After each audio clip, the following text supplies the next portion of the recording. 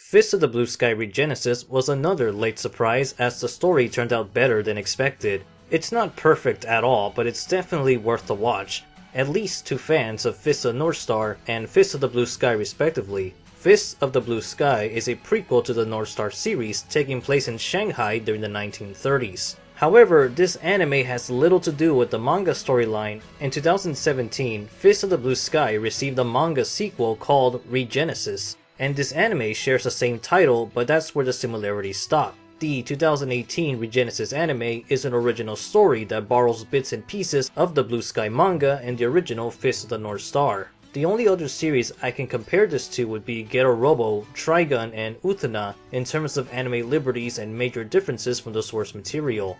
Initial reactions to this show were extremely negative because of two things. The first was the obvious choice of not following the manga, and the second being the animation via CGI through the studio Polygon Pictures.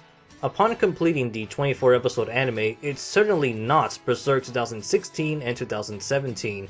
Regenesis had a lot of care put into it despite being distant from the source material. Sure, the framerate is laggy, but the overall direction, music choices, and action choreography are leaps and bounds above the work in Berserk. It's actually very pretty to look at. I spent the entire 24-week run taking multiple snapshots of whenever it looked great. It was just impressive for the CGI anime managing to shine with beauty in the most dramatic of scenes.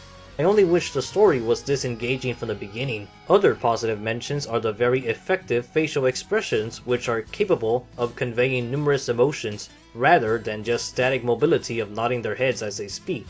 Regenesis does suffer in its first cur of 12 episodes as it sort of stalls for the real plot to begin, which occurs from episodes 13 through 24, as the villains of Genesis or Migadol are relentlessly pursuing the young girl Erika, but things get even better in the last 7 episodes when the real villain shows up, and from that point the story is smooth sailing.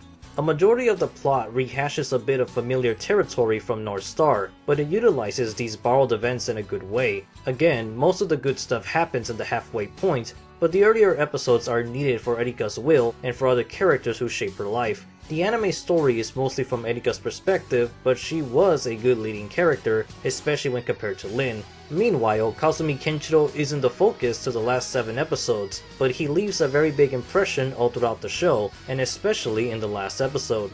My favorite moments can be summarized with this finale, as the show got me very interested with its original take on Blue Sky. I was just very surprised with my realization of this being worth watching.